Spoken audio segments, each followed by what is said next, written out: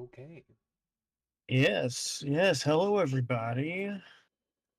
Welcome back to the Unnaturals Gaming channel. And we are so glad to have you all back with us. And I'm one of the two hosts with you, the worst one, together with. The better one, of course. Yes, yes, yes.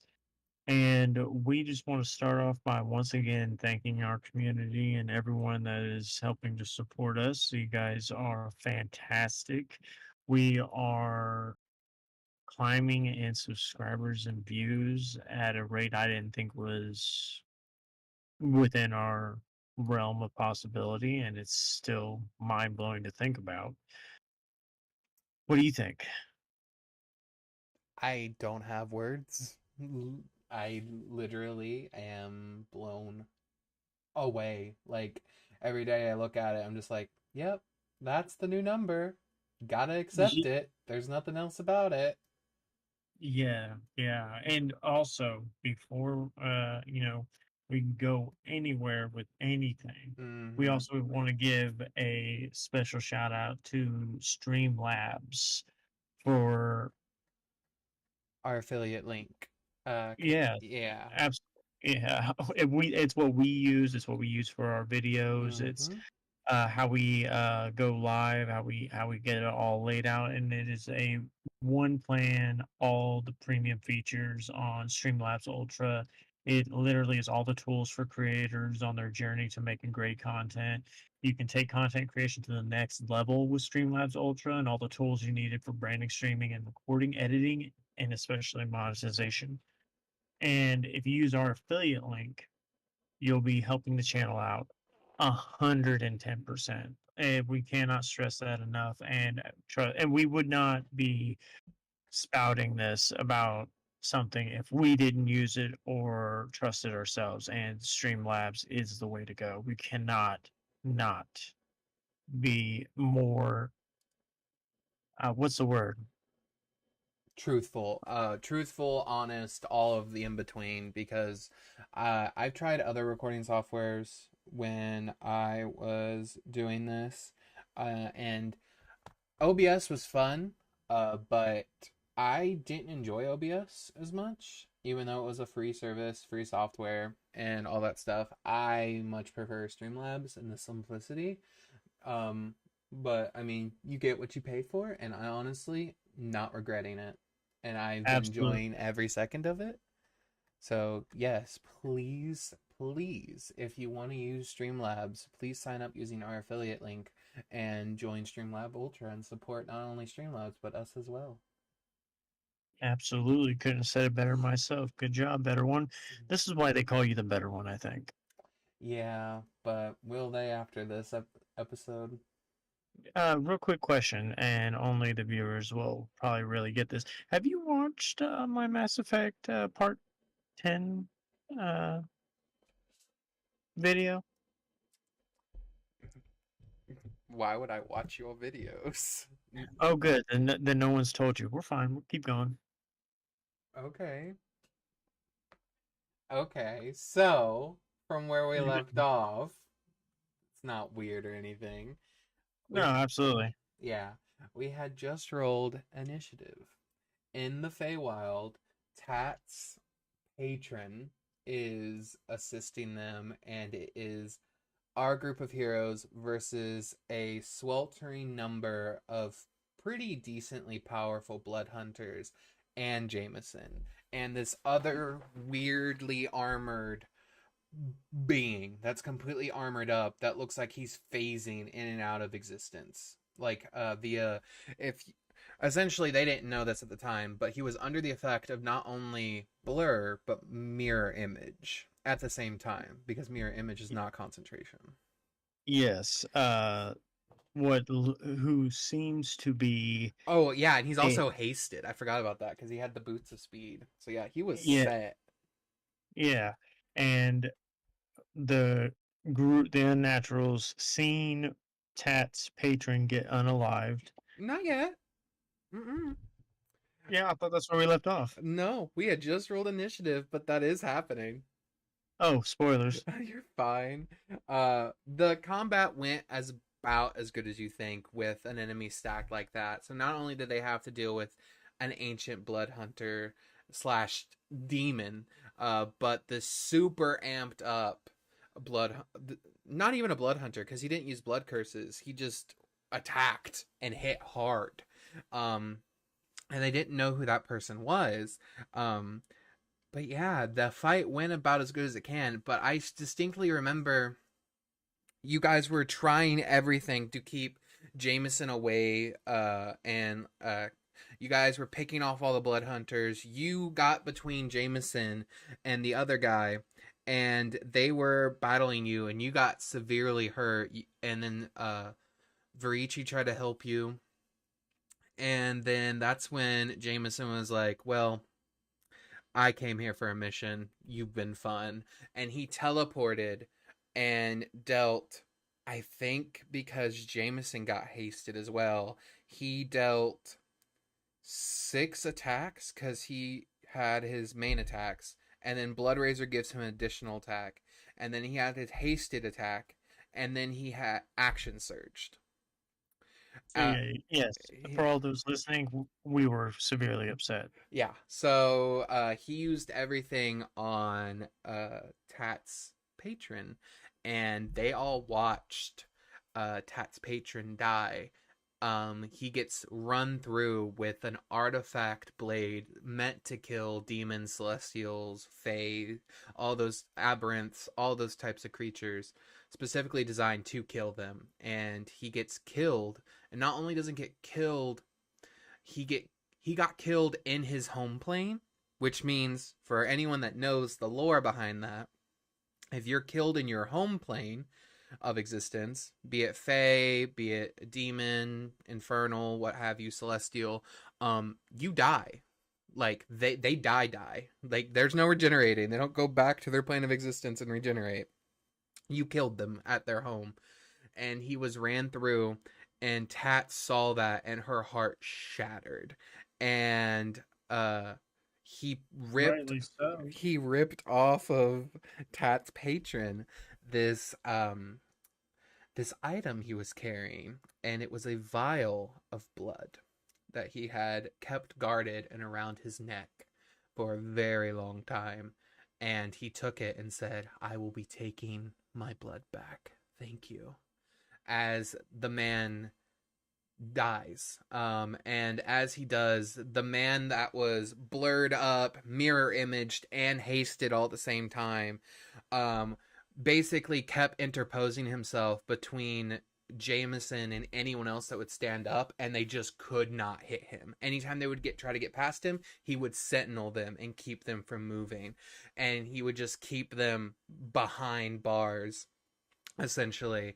And then Jameson and the rest of the blood hunters that survived, plus his main man, decided to all go, "Well, it's been fun. We came what we came for.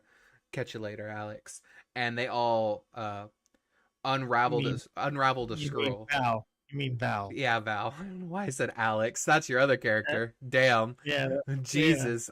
Uh, same difference, same traumatic backstory, different reasonings. yeah. But yeah, they fully just like deuces when they pulled out a plane shift scroll and just got out. Uh, and I remember the aftermath. Everyone was just sitting around the table going like, "I didn't know that could happen. I didn't know They, patrons could die." it was very, very, very. What's the word I'm looking for? Mm-hmm. Grieving, Un, heart wrenching. unfortunate. Yeah. And then we took a break, obviously, and Tat and I talked, and she was like, what can I do? And I said, well, you can either stay Warlock and find a new patron, and if you want to stay Archfey, that's up to you. If you want to go full Bard, that's also an option. Or you could lean into what your second soul spirit, Gladys, what she's able to do, or what she could do back when she was a storm sorcerer, if that's something you're interested in. And that's when Tat decided to go Storm Sorcerer, College of Spirits Bard. So she had dominion over storms and the undead at that point. So very powerful. Tat became a full-on witch, and would literally levitate off the ground and just cast spells left and right because of tempestuous magic, which was mwah, beautiful, beautiful. And she loved it. She loved how powerful she became because, Bard's fun, but it doesn't have as many offensive spells as, say, Sorcerer. Um, so she loved the powerful spells she got from Sorcerer. Sorcerer came in and she was just like, I'm just gonna kill everyone. Like, I'm gonna walk around. I'm gonna cast a healing spirit there from college, from her magic feats that she got through college of her bard college, and then she's just gonna be like lightning bolt, or maybe I think one of her other main spells that she used other than lightning bolt, she ended up using it was a spell that I made for Tat, and I thought it was really cool. It was called Chains of Oblivion. Oh yeah. I was just about to say it was some kind of chains. It was the spell that I made in Chains of Oblivion. It summons four chains at 5th level. Each chain does 6d8 necrotic damage, and you make an attack roll to hit. Um, On hit, the creature then makes a strength save to try to rip out of the chains against your spell save. If they fail, the chains are latched onto them, and while the chains are on them, they have disadvantage on attacking the caster specifically. And you can either hit multiple people, one person, it doesn't really matter, it's completely up to you. But that was kind of that was all that spell did, and it was a concentration spell. So while you were concentrating, they had disadvantage hitting you, which was a very good spell, especially for a caster and how squishy she was. Even though she stayed really far in the back, if something did move up to her, she could cast it and then just be like, you have disadvantage on hitting me. And then she also had the shield spell, so she was really good at being defensive when she needed to be. But after that amazing encounter, we get back to the game, and Gladys and Tat basically have an emotional come to Jesus moment, essentially. And that's when Tat ascends into a storm sorcerer, and they end up going to the Fae court, explaining what happened to this archfey. Like, they need help, they need assistance, they don't know what to do now. And they meet with the Fae Queen of the of the Sealy Court, which was her name escapes me, but it starts with a T. I can't remember her name right now. It was just in the back of my head. I'll remember at some point. But they end up meeting with the Fae Courts. Wasn't it like Tatiana or I think that's it. I think it's Tatiana. I'm pretty sure it's or Tatiana. Tiana or something like that? Tatiana, I don't know. It starts with a T, and we're gonna call her Tatiana. But if we're wrong, leave it in the comment. Let us know. Um, but essentially, they plead their cases, and Tat fully sort of like breaks down in the court and just goes like, "I was raised here," basically just being like, "I am one of you. Please help us. I will do anything." And Tat was like, I will give you my full name. I will give you dominion over me. I don't care. Help us. And no, that became a running theme that Tat would fully submit herself to any fake creature that would ask, which is a running theme in all of our campaigns, which is quite funny. Um, Yeah. but essentially, Tatiana kind of looked at them, and she felt a kinship and also an overwhelming sadness from Tat. So because of that, she decided to go, okay, I will help you. And essentially, she sent her servant, who Tat was actually best friends with, that none of you guys have met because this was back when she was a child in the Feywild. And she met her best friend, who was a changeling. This is where they met another permanent party member that wasn't actually supposed to be a permanent party member at all. These motherfuckers wouldn't let him leave. And his name was T, and he was an arcane domain cleric. He followed the goddess Mistra, and he was a simple changeling that worked for the Sealy Court. His goal in life was to not only understand magic, but also like possibly find his sibling, as well as also maybe his parents. But he also just wanted a family to call his own because he's been Yeah. isolated for so long. He didn't have anyone, and since he was a changeling, even in the Fey courts, changelings are kind of like, we can't really trust you because we don't know what you'll be tomorrow. So as much as like he was a good changeling and he worked for the Seelie Court, which for any of you that know like the backstory behind Seelie Courts and like the Fey courts in general, the Seelie Court is generally with an abbreviation next to it is the more good of all the Fey courts. They're less inclined to kill people, whereas Unseelie will just be like, "Oh, whoops, they fell in acid, they're dead, darn." That's more along the lines of Unseelie. The Seelie court is more along the lines of like, "We'll help you for a price, but we probably won't ask for your firstborn." Most likely. That's Most likely. that's how I look at the Unseelie court, to be completely fair. Well, Like, that's fair enough. yeah. So essentially, they meet T. They leave the courts, and Tatiana sort of gives T a quest, and she's like, "This is a big deal. We were invaded, and I sense an even bigger threat coming. You need to help them, T, because that artifact you carry that only works for you has been activating." And no one knew what artifact T was carrying, but she said it was similar to that what some of our other people carried, which so far the vestiges in our party was the tarot deck given to Tat from the goddess of fate. There was the storm girdle, or sorry, not storm girdle. It was, yeah, it was a girdle because it was a belt, given to Toph, the storm barbarian from the Lord of Storms himself, Cord. There was the Sword of Twilight given to Val from Loki, the god of hope.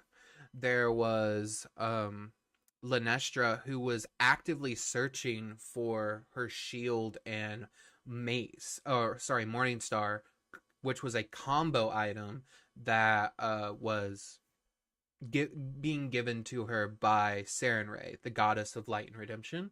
So she still had to find hers, but T had his, which was a spell book called the Grimoire of Impetus, something like that. Essentially, a spell book with a shit ton of spells in it, and it did a bunch of cool like magic things. And it was, I tied it to Mistra, as if like this was a spell book that she crafted herself and gave to him. And since he was a cleric, of the arcane domain, they normally don't use spell books. Clerics don't use spell books at all.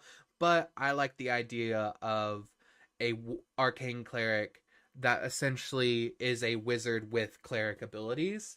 So he Yeah. essentially became their wizard cleric, in all honesty, which was a cool combination. He had access to a shit ton of wizard spells and cleric spells, which was awesome.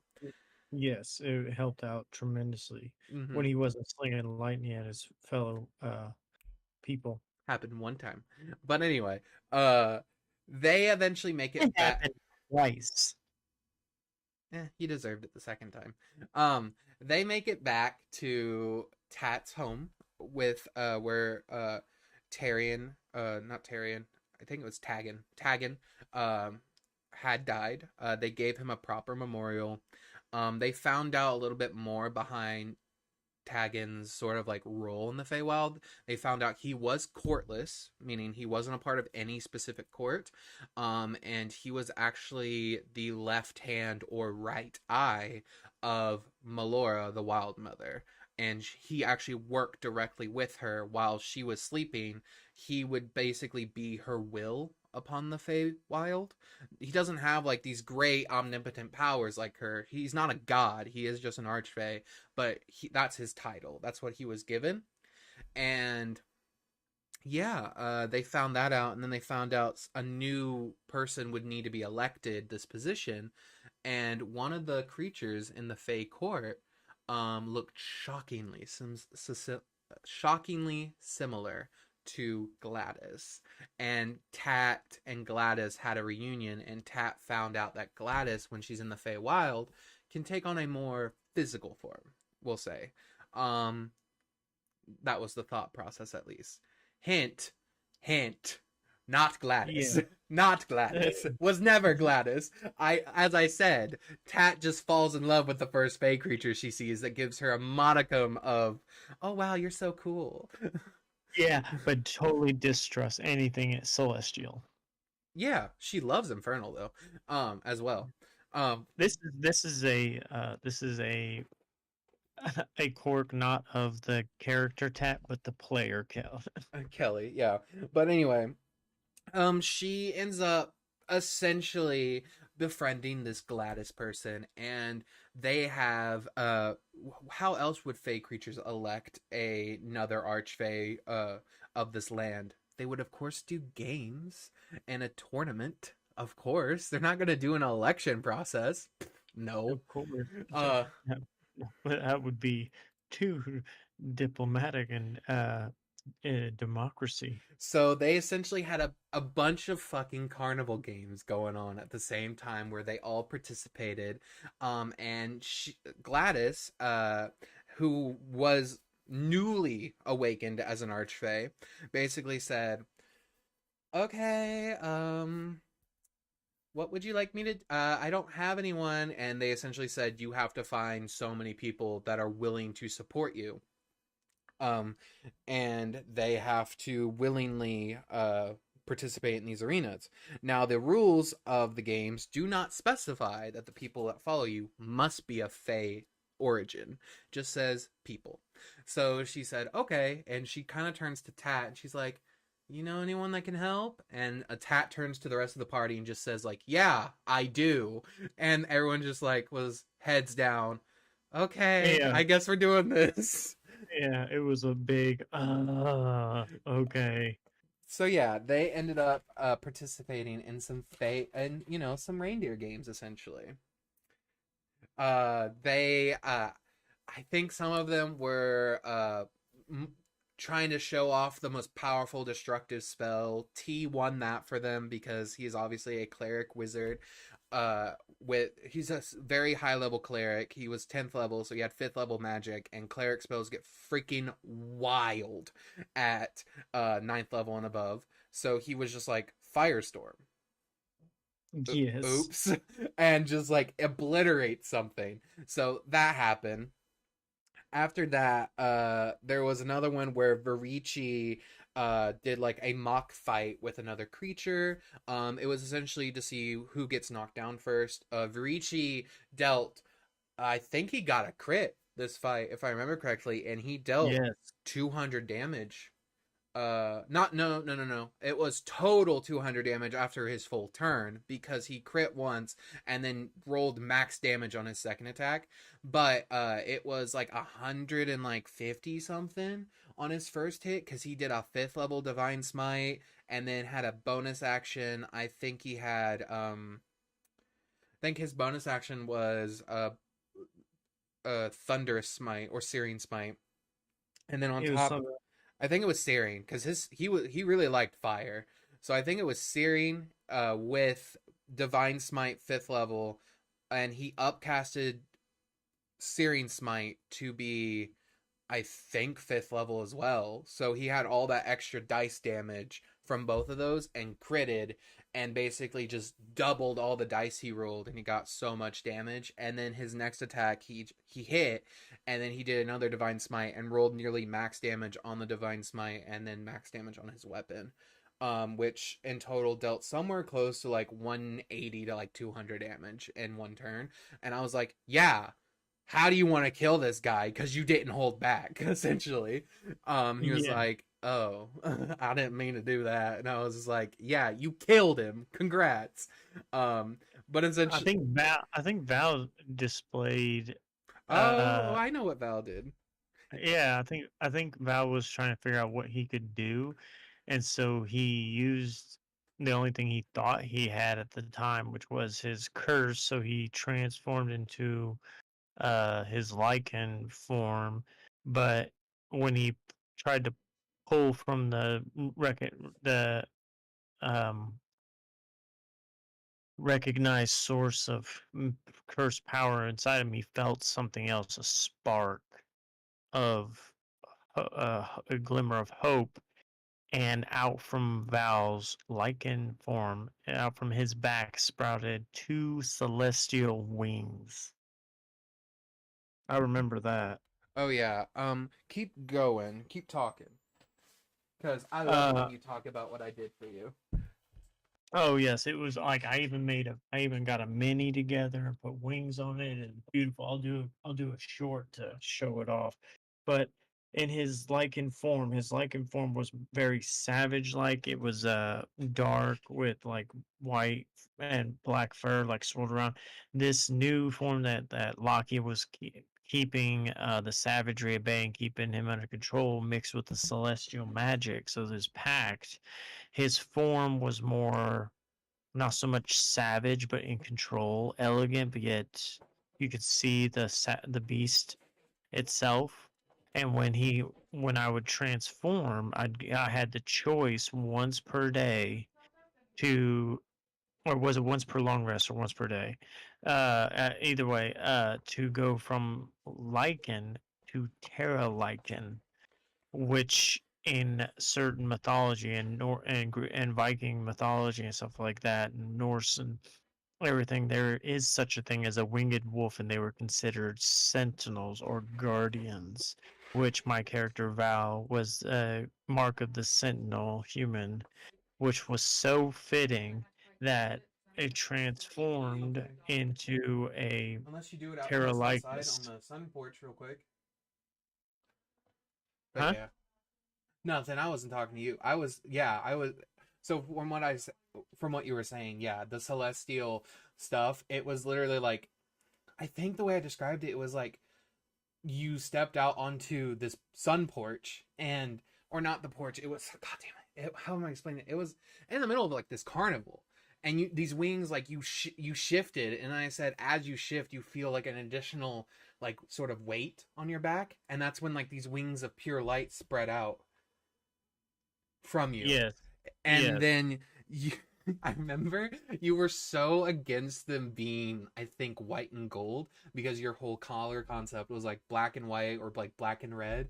And I was like, no, these are wings that are on loan to you. So of course they wouldn't look exactly like your fur. It's supposed to represent like this is your holy connection to Loki. This is Loki's gift to you.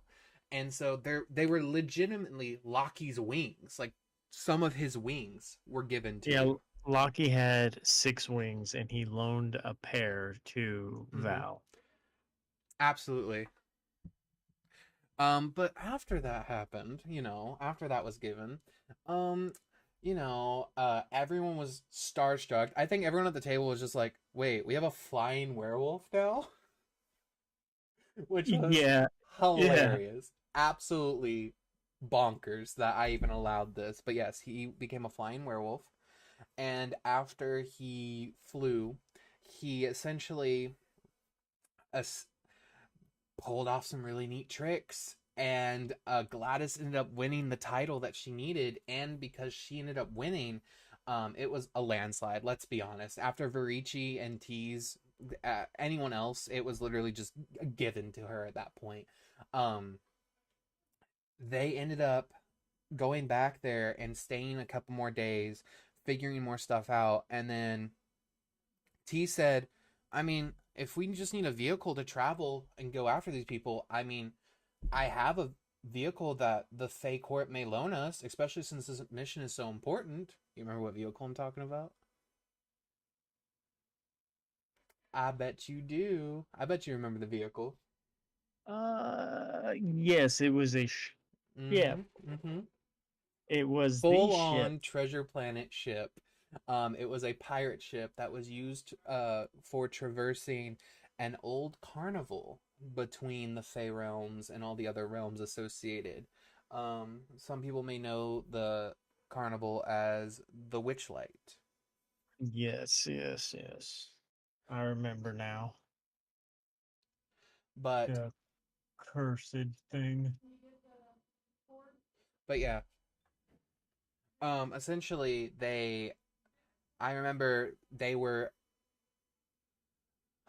so enamored by this huge ship that just appeared in front of the house one day, and it was legit pirate ship, gallant, galleon size, and it had like and lookout point. It had everything. The ship was immaculate. And remember who you guys enacted as captain?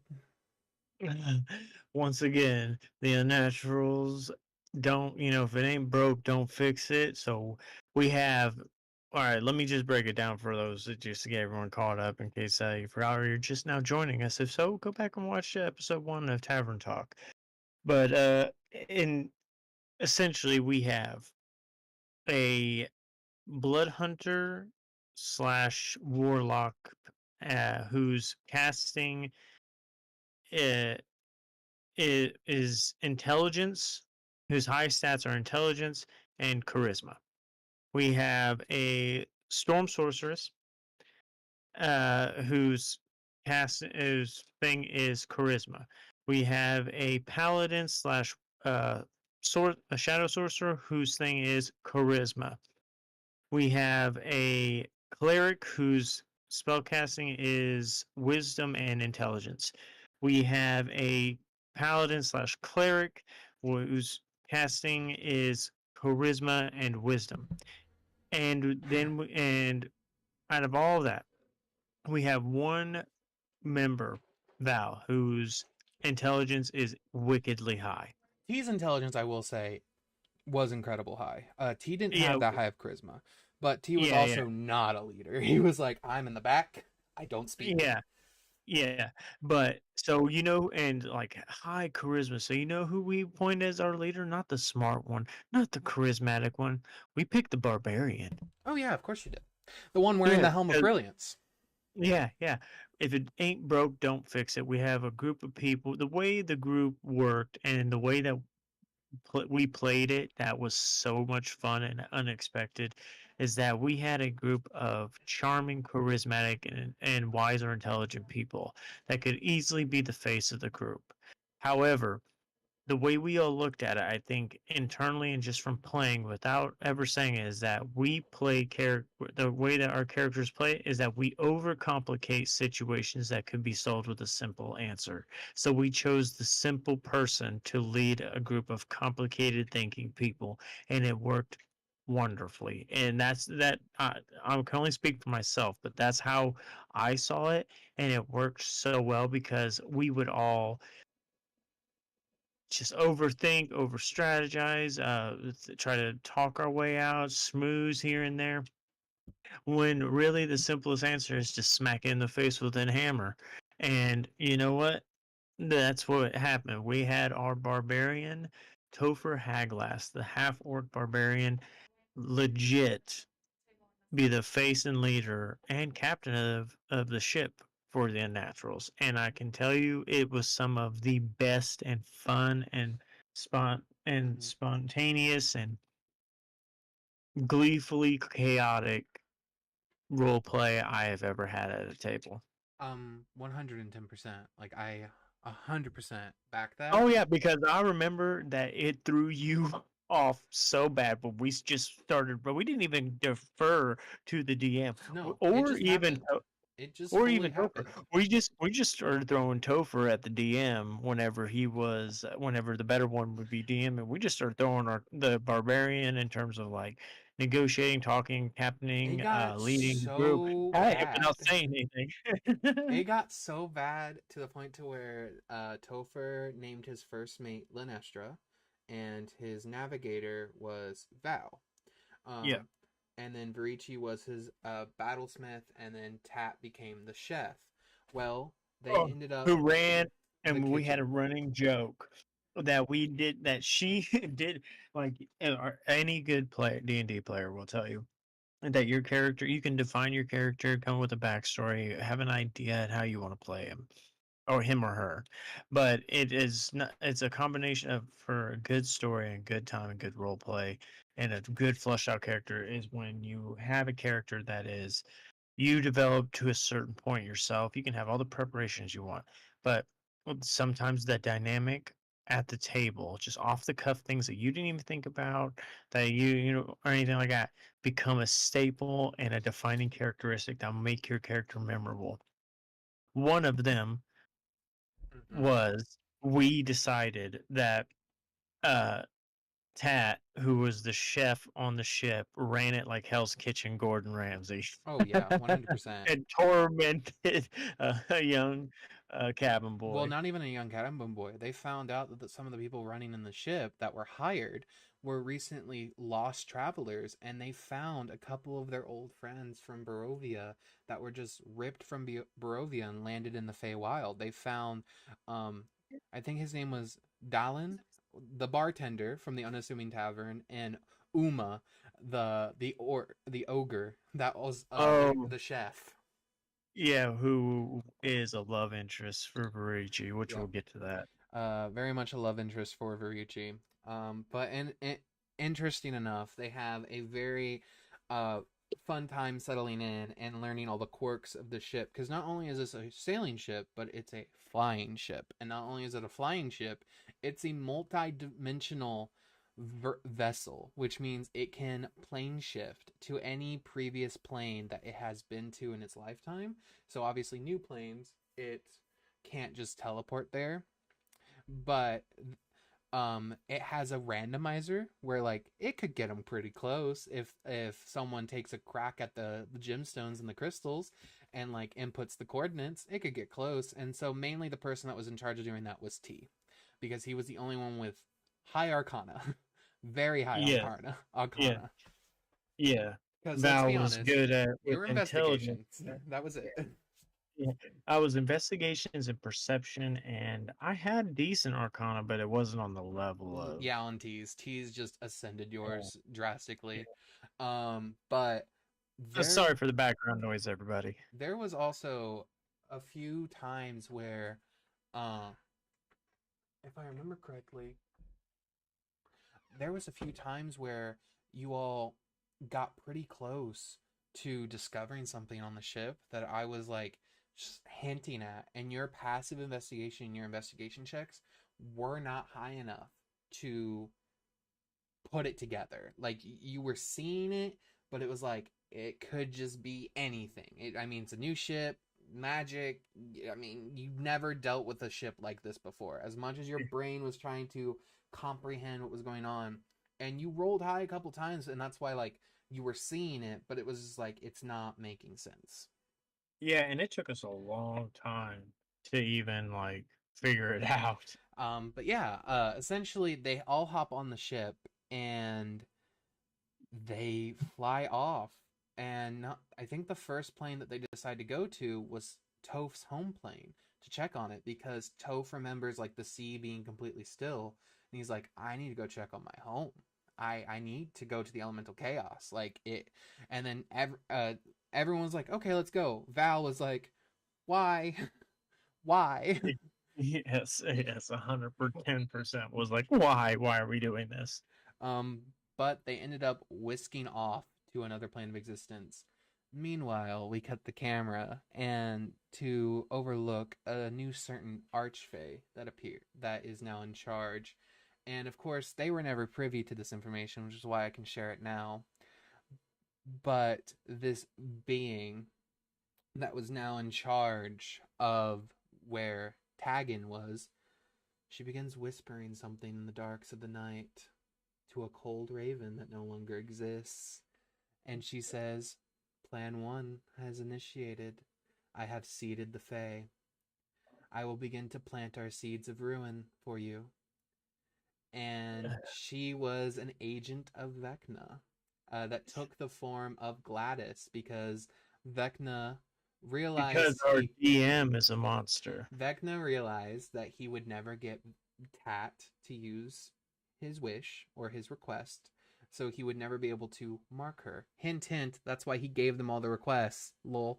But anyway, um, he essentially marked anyone that would use his request, not harming them in any way. They're just marked by him. Their soul has like his handprint on them now, and he will always have like that tether to them, because they used his request. He realized he could not get Tat to do it willingly, so he dropped in a little fake creature that was very powerful, mental, had like a bunch of telepathy and mental communication, and could speak to Tat, act like Gladys, and basically, without Tat knowing, siphoned and silenced Gladys and deposited the little music box that held Gladys on the ship they were currently using inside of a portable hole that was given to them by Gladys before they left that they almost destroyed because Gladys, fake Gladys, or Faddis, if we must, told Tat to throw it into a volcano. If you ever are wondering if your DM is a sadistic Satanist, this is it. This is the tell right here. I'm just saying she fully 100% believed Gladys and was like, yeah, we need to obviously destroy this because you're telling me to destroy this. And of course she would have no reason not to believe her. Um Things do eventually start to happen. Tat is also given a present. She's given a cat that follows Tat around. And that'll come into more play eventually. Yeah, Um eventually. but they whisk off to the elemental chaos, and I think that's where I'm gonna stop, and we're gonna continue next time. But do you have any questions as a player, Aaron? Like what was going through my mind as Val, as being a player in this session? And mind you, this whole session that we talked about was a day long. It was an 8 hour session, I'm pretty sure. Oh Between yeah, Neverwinter into the Feywild and doing the Feywild games, that was all one session. It was 8 hours. Our longest it session was to date. fantastic, is what it was. But yeah, you as a player, anything you want to ask me or like ask me about like what was going, anything that you had questions on that you did that either you don't feel were answered and maybe they were and you just weren't like listening or it wasn't answered toward you, or do you have any questions like how I came up with Yeah. certain things? Yes. First question. Yeah. What is wrong with you? Second Well, I question. have anxiety and depression, and sometimes that contributes into storytelling. Yeah, yeah. I mean, use your gifts, I guess.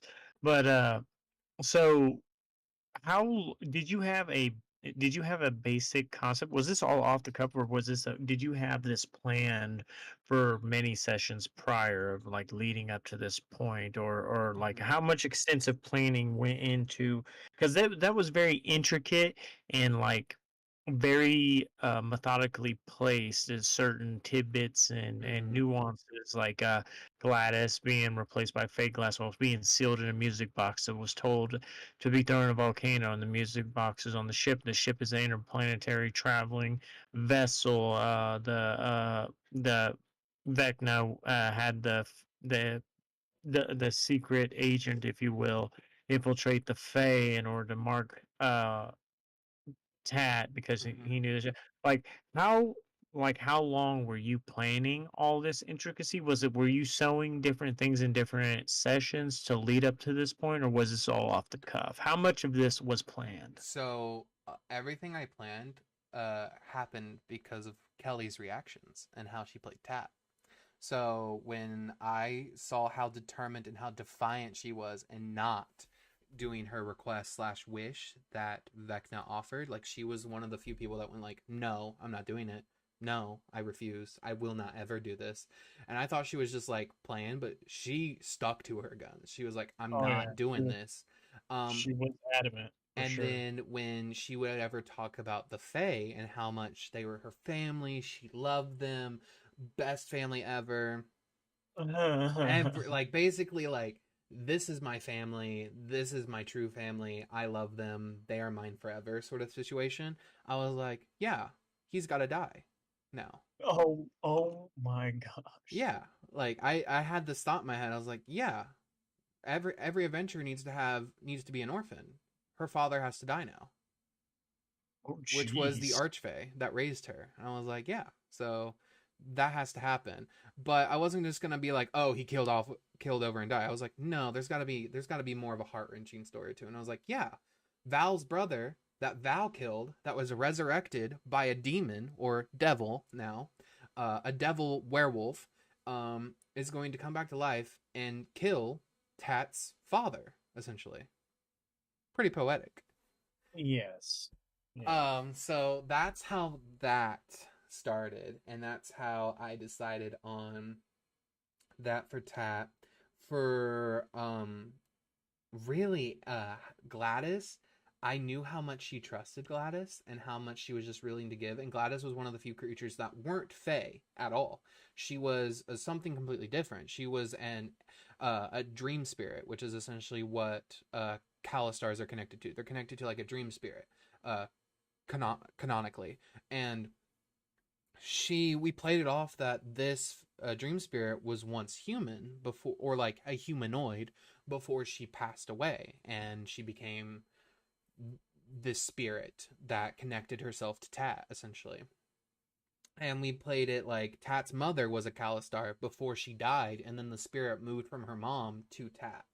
But it moved to Tat at such a young age that she wasn't expecting it, and that's when Tat became so rambunctious and so independent and defiant that her actual father started to abuse her because he couldn't control her and wanted his wife back more than wanted to keep his daughter. And there was a lot of emotional turmoil and abuse that happened in Tat's backstory, and that's eventually why she ran away from home and she got sucked up into a tornado and ended up in the Feywild.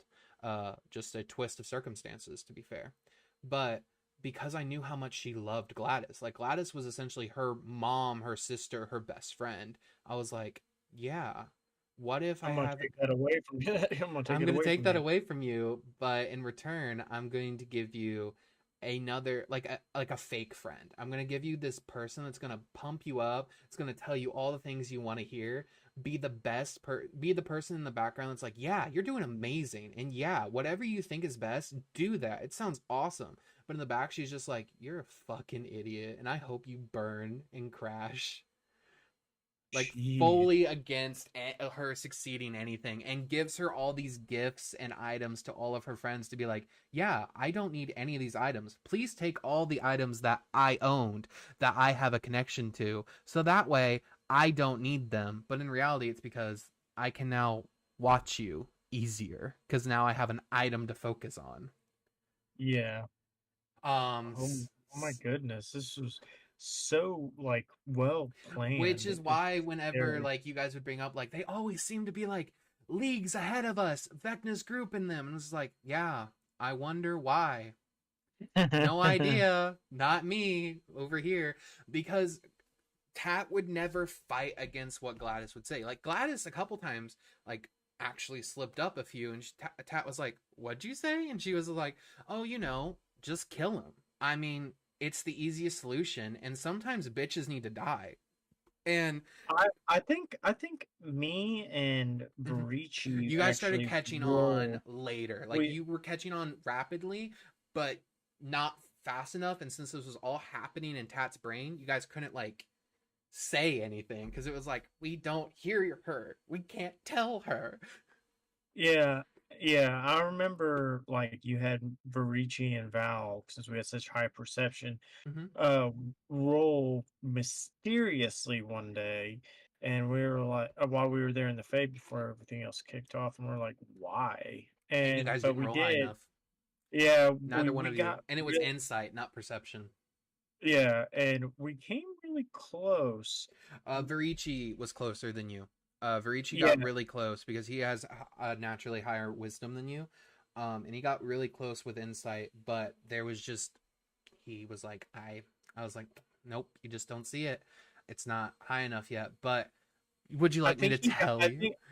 I think he got high enough for you to go. There was something that she said, not so much what she said, it was how she said it that bothers you. But other than that, you got that nothing. that reveal didn't happen until way later when like I had you guys roll the history checks, and then literally I just kind of mind fucked you all with going like, yeah, you start remember all these little inconsistencies with Gladys's story, all these items that you finally start to inspect, like actually like tell me that you're inspecting them rather than just like using them. You look at the cat that's been following her, and you see the charm that's around its collar and what it represents and what its symbol is, and all this stuff slowly started coalescing because you guys were just like, there's a cat here now. We have a portable hole that's filled with a bunch of items. That's cool. You guys went in the We portable threw hole. the portal. We threw the. I Later, wrote that later, text. That later. text. Yeah, It yeah. was that happened way later, but you guys went into the portable hole a couple times, and you guys investigated the items, and that's where Tat found out about the music box, and that's where Gladys Faddis told her throw it in the volcano. It's terrible memories. I don't want it. Yeah. Essentially, Do you have any questions for me as a player at the table? no, because I pretty much knew everything. I'm just kidding. Uh, yeah. I will say as a player that was in the game, obviously, like you guys knew how tough of a boss fight that was. Like you guys knew, Yeah. but when you guys participated in that fight, did it feel like a whole new level compared to like what you guys have been facing in like Curse of Strahd? It's like, oh, DM came to play. Like, oh, okay, this is a problem. It became. It was one of the first examples of it didn't even if we felt powerful like gods or when we're really coming into our own First ever on fuck around our and find character. out in D&D for Yeah, you. yeah, this was one of those one of the first, I think it was the first instance of, oh, we stand and stood no chance against this Like you foe. guys were still on your high horse from killing Strahd and doing all that stuff Yeah, and freeing yeah, yeah, Barovia, but you guys also have to yeah. remember you were level 11 or 10 at this point. I think we were level Yeah, 11. you guys were level 11, and these people came in, and I was like, nah. This guy had, I can tell you for certain, Jameson had 5 legendary resistances Yeah, yeah, already, and he had 3 legendary actions. And then the guy that was like in all the armor, he had 3 legendary resistances and 3 legendary actions. So you guys were facing 2 legendary creatures at the same time yeah. in that boss It fight. became like I think we because like we had our damage dealers like uh And the our resistances just yeah blew you away. we had our two tanks, which was Lynn and Topher. We had our They were magic support system, which was shredding them. T and Well, you guys didn't have T in the fight with against them. Tat, and then we had our DPSs, which was me, which was Val and Varici. Yeah, and Val and Varici, I'm not kidding. We both sprung so quick, so hard, hit them with everything we got. Mm-hmm. We literally hit them with everything we had, and we essentially it basically You want me did to tell it you was how? essentially coming up to it was like trying to hit a crocodile with a leaf. Would you like me to tell you how low you got Jameson and the other one? I, I still I have it. want to I want to say we thought we did a lot of damage. I think You thought you did, yeah. I'll tell yeah, you. but like yeah, they had like they took half They damage took and half damage from everything, mm-hmm. except for one specific thing that you guys couldn't deal because none of you dealt that damage type, and I won't tell you what it is to this day. Um, but there was one specific damage type that they were not resistant to, both of them, and I made it I made it one for each of them, and you just never used that specific element on either one. Um, but Oh, isn't I remember I did a little bit more damage even though it was reduced because the blade of hope was silvered because it was my silver moon blade. well, it wasn't just that. It was your blade of hope. The slashing damage on it was the only thing that their resistance couldn't like keep like down. Essentially, like you broke through their Yeah, resistance on slashing, but that was it. yeah, You everything else was still halved.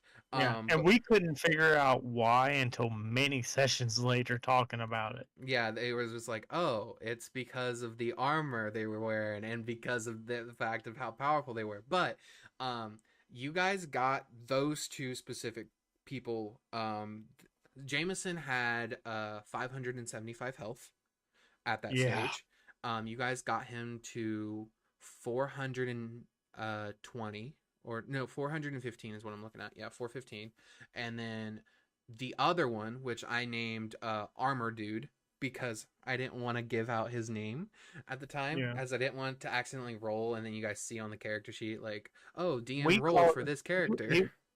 our group called him because he was clad in black armor. We Hmm. just called him the Clanging Death because when he hit you, Oh he yeah, hit you. Yeah, he dealt a bunch of different elements. It was almost paladin, but it was something strange about it because he didn't do like the normal force damage like a warlock smite, like an eldritch smite or a divine smite, but he was hitting hard, and he also Oh had yeah, smites as well. And they were just like, "Is he a paladin? What is he?" But yeah, because essentially, Yeah, because Val, I went into Lycan form, and I take half damage from and he was piercing, shredding through slashing, and your half bludgeoning damage, damage.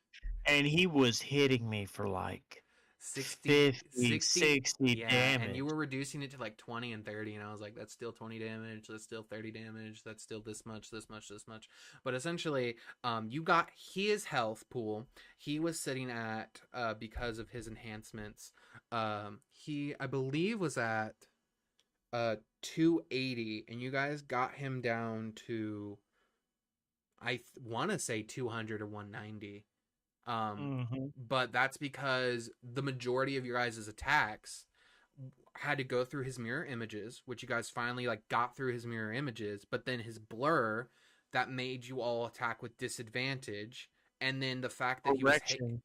what? We only got to hit him once, and that was Varici Oh, with because the we gave crit. him advantage, and he got him with a crit. And Mm-hmm. yeah, there was no we got to hit him. We all tried to hit him, Varici's the couldn't only hit one that him. landed a hit on him, and I rolled under what was needed for his last mirror image to block it. But he had mirror image, blur, and haste, and his AC was sitting at like a 26 Yeah. that fight. So yeah. So like, correction, we couldn't hit him. Varici accidentally, with luck, hit him. Yeah, they later on found out what class this guy was, and I'm just gonna hold that for right now Yeah. because it's a pretty fun reveal. It makes that class seem really fun. Um, but essentially, that happened, and then like from your point of view, watching your own back, like not even like this character that literally morphed your backstory, coming in and just fucking everything up. How did that make you, as like playing Val, go like, "Oh, you just killed my best friend's family. Oh no." Like as like Val in that moment, how was Val feeling when he was like, "Oh, my resurrected twin just killed my best friend's father." Val was shaken up just by the sight of him, and then seeing what he did. There was too many variables, because Val I depicted, since he was such a high intelligence based character, that he Mm-hmm. thinks analytically, he thinks logically. So he didn't have, like, the way I define the twins is that Val would use his brain to try and think his way out, while Cal had the wisdom to apply his skills to Yep. get his way out. And so what he saw, he almost couldn't compute emotionally. Yep. So almost like it was like an emotional sensory overload, to where he literally shut down and couldn't process the emotions right then and there. So for a good couple sessions, Val was Dark again. it. It wasn't really so much dark. He was trying to and process internally what he saw, what was going on, why it was going on. This looked like his brother, but it didn't act like his brother. But there was something familiar about him. He knew it was Jameson. How did Jameson? He was going through the motions of like a detective. Like, Mm-hmm. instead of stopping and processing his emotional bandwidth with what was going on, he was trying to figure out how it got there to this point, Yep. what led to this, how to recover or stop what has transpired, and prevent any future tragedies, then and get his brother back. Then and only then will he be able to drop his guard on that, and just let the emotional flood that he is bottling up uh come come out, which he really does wind up doing when they finally do have their Mm-hmm. uh moment. But yeah, so I think we'll leave it off here, guys. Yeah. I think after everything our party has been through, the Unnaturals, and they finally start to have more RP sessions on the ship, more and more get revealed, and they start realizing how more intertwined in fate they truly are. But yeah, as the worst one has said, I think we're gonna end it here. Thank you all for watching, subbing, commenting, showing your support by watching. I can't think of anything else. Like, honestly, we can't thank you enough for everything you guys have been doing. And as the worst one has said, please use our Streamlabs Ultra affiliate link. Please. Yes, yes, it helps out the channel. It helps us out 100%. It is one of the crucial uh, s- uh, s- cornerstones in helping us grow the channel, and to be able to uh, gives us the ability to do more, to experiment more, to add more, to give us ideas and what we need in order to get creative and try to bring more to the content, more to the table, more videos, more better equipment. But like it literally is leading up to us essentially making better content for you guys out there, and that's all we really want. We just want to make the best content we can, for all you guys, for us, so that we can so we can feel and know that we are putting forth our best effort in order to bring to you guys what we would want brought to us when in terms of content, videos, whatever else have you. And that is essentially the goal of what we're doing.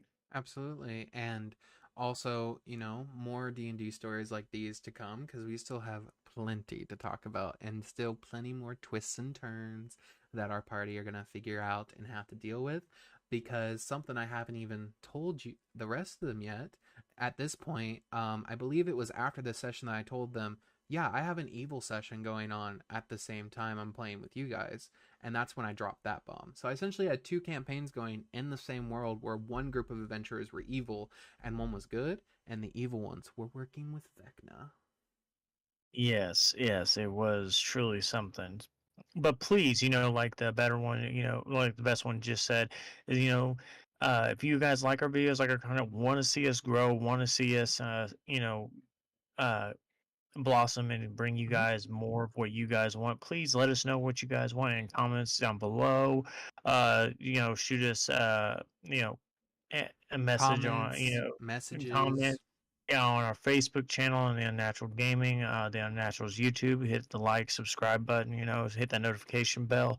We Our have a Patreon TikTok. if you our TikTok. We have a Patreon if you wanna, if you're feeling generous, even a little bit. $1 will literally go a long way. We're Mm-hmm. adding more stuff to Patreon. It's in the works of us going through each one of these things and getting them the best that we can get them. And Patreon is up and coming for us to really delve in and make that better, to provide exclusive content and tier lists for our Patreons out there. And of course, our Twitch channel, the Unnatural Gaming, will come watch the videos of us playing games and other stuff like that. And please use, once again, we cannot thank Streamlabs enough for reaching out and for us to have an affiliate link associated with our channel. It's it's a product that we use, that we endorse, that we 100% think that you guys and anyone out there that wants to just make videos, content, whatever, it is one of it's is if it's not one of, it is the best software that I have ever used, and that I enjoy it thoroughly. It's just, check it out, guys. Use our affiliate link, and you guys will see exactly what we're talking about. Yeah, like the worst one says, I think we're going to end it here. Thank you all for watching, liking, subscribing, following, and, stay unnatural, Having folks. Yep, having a natural evening.